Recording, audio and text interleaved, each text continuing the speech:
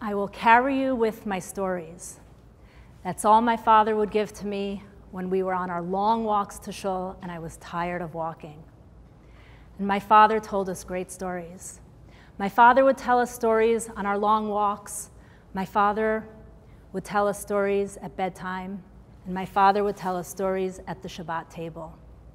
My father told us stories from the Torah and from the Talmud, stories of tzaddikim, both men and women.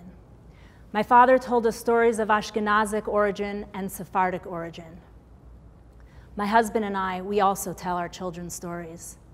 But I didn't realize how far these stories would take me.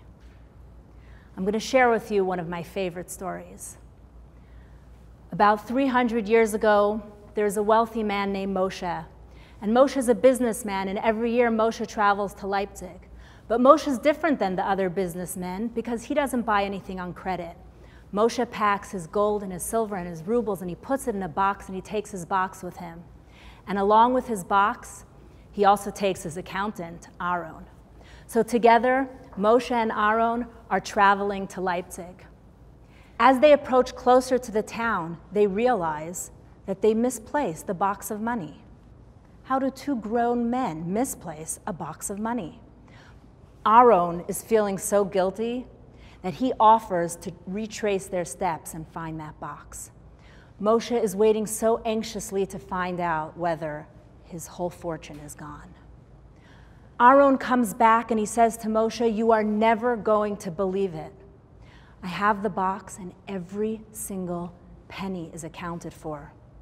So Moshe has a very sad and serious face on, and he opens that box and he counts out all that money and he gives a full half of it to Aaron and he says, "Go." Aaron says, "What?" He says, "You're fired." He says, "For this, I needed to return the full box of money to be fired?" He says, "Please, just go." So Aaron goes. And Moshe continues on to Leipzig and he makes his purchases, but somehow this year, everything he buys does not sell at the same profit that he was expecting. And week after week, month after month, slowly Moshe loses more and more of his money. And at a certain point, he finds himself destitute. He's a pauper. And as a pauper, Moshe would travel from town to town, and he was miserable and he was sad, and he would put his face down and he didn't really want to look at anyone. He just knew that every Shabbat he could count on a meal, because each week he was invited to a different home. One such week he shows up at the home where he's going to eat his Shabbos meal, and the hostess opens the door and she says to him, "You know, there's a bathhouse down the road, and you can go get ready for Shabbat there." So Moshe goes to the bathhouse and he cleans himself, and then he cleans himself ritually. He goes into the mikveh. He immerses himself in the mikveh, and he comes out, and all of his clothing is gone.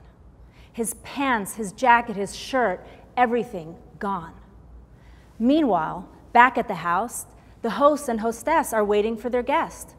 The host says, "You know, I'm going to go to the bathhouse and see if our guest got lost." So the host goes to the bathhouse, and he peeks inside, and there is a naked man dancing. So he comes into the bathhouse and he says, "What are you doing?" He says, "Well, I have no clothes." He's like, "What are you dancing for?" So he quickly takes off his own jacket, he puts it on his guest, and together they go home. Everybody is now fed, and everybody is warm, and everybody is dressed. And you know, Moshe is a very, very modest beggar, and he's very shy and embarrassed of his predicament. And the host looks at his guest and he says, "Look at me. Look at me, really. Tell me, do you remember who I am?" And Moshe looks up and he sees that it's his accountant, Aaron. And Aaron says, "I want to understand why the day that I found all of our money, you cried like it was Tisha B'Av. And tonight, when you're in the mikveh with nothing left to your name, you're dancing like it's Simchas Torah." So Moshe says, "Let me explain to you. When I lost all that money and then you found every single penny, I knew that in the wheel of life, I was at the top and I had only to go down, but I didn't want to take you with me." He said, "And tonight, in the mikveh, when I came out and I didn't even have a pair of pants, I knew, oh, I'm at the bottom of that wheel and I can only go up. That's a story my father told me. As parents, it's our job to protect our children. So there we are, slayers of all negativity, standing at the ready to overprotect. That's right.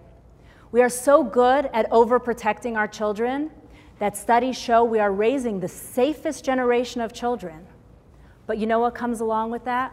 We're also raising the most terrified generation of children. These are children terrified to get older and to face real life. You've all heard the term helicopter parenting, right? Now there's a new word. It's called lawnmower parenting.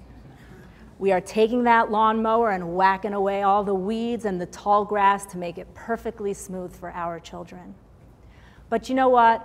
Our children live in the real world, and they are going to face their share of disappointments and challenges and pain.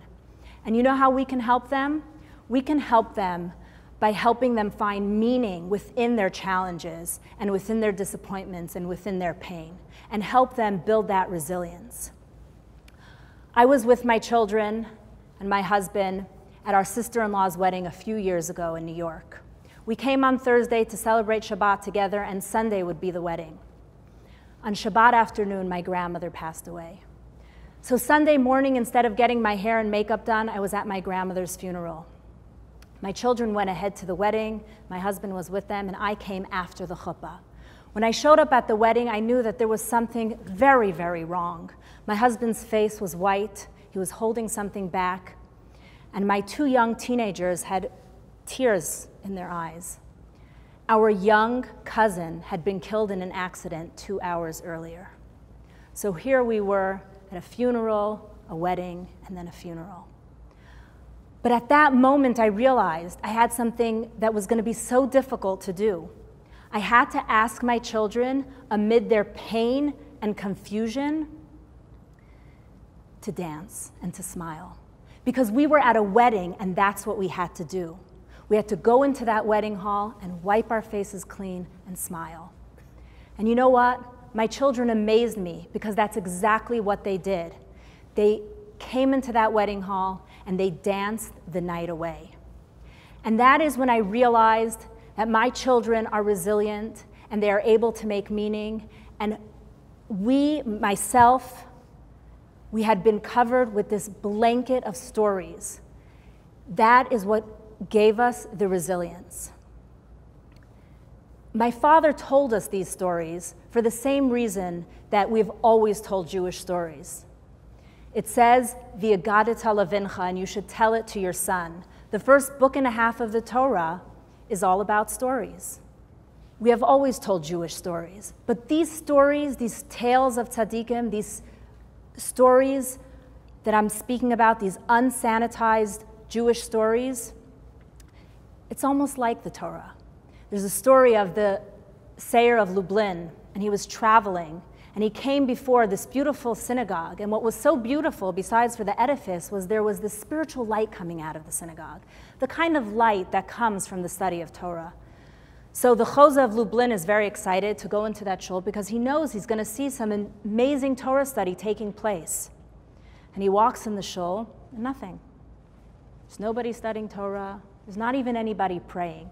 He sees a few men on a bench, and they're chit-chatting. So he sits himself down next to them because he's got to hear what they're talking about. And you know what they're telling? What are they talking about?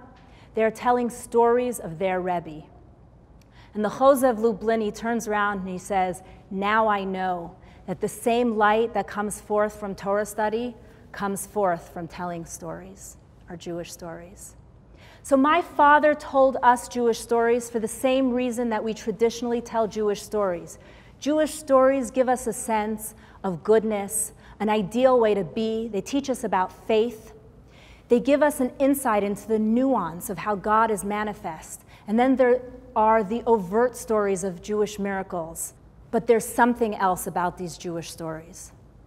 When you hear a story, you're transported into that story. I was on my way to Leipzig and I lost a suitcase, and then I was dancing naked in the mikveh. What a story tells you is that somebody walked these footsteps before you, and they came out the other end. Marshall Duke, who's a professor at Emory University, he did his research in family storytelling. And what he said is that bad stories that happen to good people do more to immunize our children than good stories that happen to good people. When he was doing this research, it was right before and after the national trauma of 9/11. So the children that he interviewed, he could see that the ones who came through on the other side of this trauma that we all experienced and were resilient were those children who knew their family stories. They knew which high school their grandmother went to and what their father's first job was and how their family came to this country. So I might not be a professor at Emory University or a historian, but what I want to say as an educator and a mother of 8 children is that this treasure trove that we have of Jewish stories, they are our personal Jewish stories. And they give our children that sense of finding meaning and resilience. I run a preschool, and years ago I was teaching in the preschool, and we were all sitting on the carpet, and we were studying that week's Parsha with the children. We were telling the story.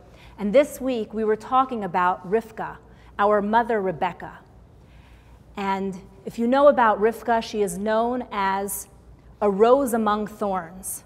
In modern terminology, you would say that she came from a toxic home.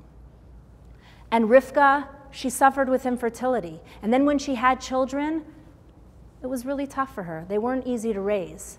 So we're sitting in our circle talking about the weekly Parsha and the kindness of Rivka, and a little girl in my class raises her hand and she says, "Mora, that's my story." And I looked at her and I said, "Rebecca, tell me, why is that your story?" And she said, "Well, my daddy tells me that story every night." So you can be sure that little Rebecca in my classroom is not thinking about infertility, and she's not thinking about a toxic home environment. But you know what? She's being introduced to that concept. And later in life, when she is going to go through some difficulty and some challenge, and she connects to Rebecca, our mother, and she sees who this woman became, that is going to give her a muscle memory of faith and resilience. I have seen from my children and in my community how people can make meaning from stories. I am not talking about the Bernstein Bears moral tales or Grimm's fairy tales. I'm talking about authentic, unsanitized Jewish scary tales. Now, Jewish stories are not all scary, but many of our stories have a really difficult background. And you are experiencing, when you hear that story, somebody going through something very difficult and coming out at the other end. And we can see that we're still here and we survived it all. So ladies and gentlemen, find Jewish stories. Transport yourself into a story of the Baal Shem Tov, or a story of Reb Nachman, or the story of Hannah and Penina. Ask your rabbi where to find these stories. Or my favorite current rabbi is rebgoogle.com. They say that the difference between pain and suffering is we are all going to go through pain in our life. But suffering is when we can't make meaning from that pain. So let's find these stories, let's share them. Let's share them with each other, let's share them with our children, with our grandchildren. I have found these stories to be so valuable in my life, so I want to share it with you. And together, we can weave that blanket, and we can carry each other into our future.